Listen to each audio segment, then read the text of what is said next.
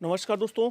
लोकसभा चुनाव जैसे जैसे नज़दीक आ रहा है, जो न्यूज़ एजेंसियां हैं, जो सर्वे करने वाली एजेंसियां हैं, ओपिनियन पोल जो करती हैं, वो लगातार सर्वे कर रही हैं। इसी बीच में एक लेटेस्ट ओपिनियन पोल आ गया है उत्तर प्रदेश को लेकर के। उत्तर प्रदेश की कुल 80 लोकसभा सीटों को लेकर के एक ओपिनियन पोल आया है, जिसमें किसको कितनी सीटें मिलेंगी, किस पार्टी को कितनी सीटें मिलेंगी, इंडिया गठबंधन को कितनी सीटें मिलेंगी, इसके अलावा जो एनडीए गठबंधन है उसको कितनी सीटें मिलेंगी। सबसे पहले तो अब बात करते हैं इंडिया गठबंधन की सीट शेयरिंग फार्मूले को लेकर के। जो उत्तर प्रदेश में 80 सीटें हैं, उस पर कौन कितनी सीटों पर चुनाव लड़ेगा, कितनी सीटों पर लड़ने की संभावना है। अभी फिलहाल इंडिया गठबंधन में 3 पार्टियां मुख्य रूप से हैं, जिसमें कांग्रेस है, समाजवादी है और इसके अलावा जो है लोक दल है जयंत चौधरी की।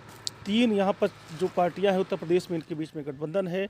तो इसको लेकर के कांग्रेस 8 से 10 सीट पर लड़ सकती है चुनाव। जो समाजवादी पार्टी ने फार्मूला तय किया है, समाजवादी पार्टी खुद 65 सीटों पर चुनाव लड़ना चाहती है, जबकि अन्य को 5 से 7 सीटें देने पर तैयार है समाजवादी पार्टी। लेकिन अब देखना है कि क्या कांग्रेस भी इस पर तैयार होती है या नहीं। 24 जनवरी से नए वोटर को जोड़ने का अभियान भाजपा चलाने जा रही है।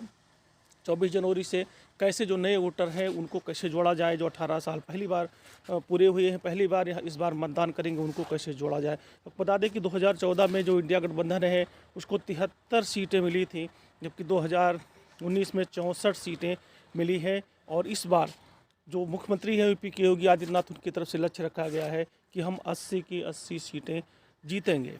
अच्छा, हम बात करते हैं जातीय समीकरण की। कौन सी कितनी जातियां हैं यूपी में, दिग्गजों ने झोंकी ताकत। यूपी का जातीय समीकरण क्या है। ओबीसी से 42 से 43% हैं, दलित वोट 21% हैं, मुस्लिम वोट 19% है, जबकि जो सवर्ण वोट हैं वो 17 से 19%। सवर्ण वोट भी काफ़ी महत्वपूर्ण है, काफ़ी महत्व रखते हैं।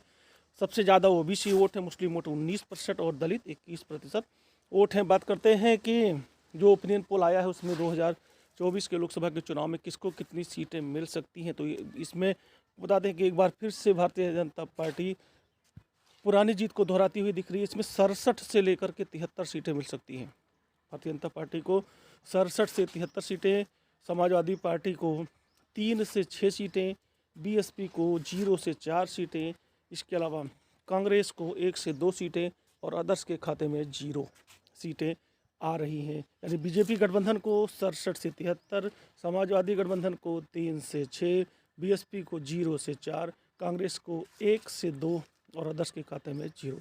तो ये इस समय का ओपिनियन पोल है। अभी आने वाले समय में राम मंदिर की प्राण प्रतिष्ठा होनी है, उसके बाद में क्या स्थिति होगी, चुनाव जैसे जैसे नज़दीक आएगा वो तो बाद में पता चलेगा। लेकिन आज की स्थिति में भाजपा भारी मत से जीत रही है और एक बार फिर से नरेंद्र मोदी के नेतृत्व में केंद्र में सरकार बनती हुई दिख रही है।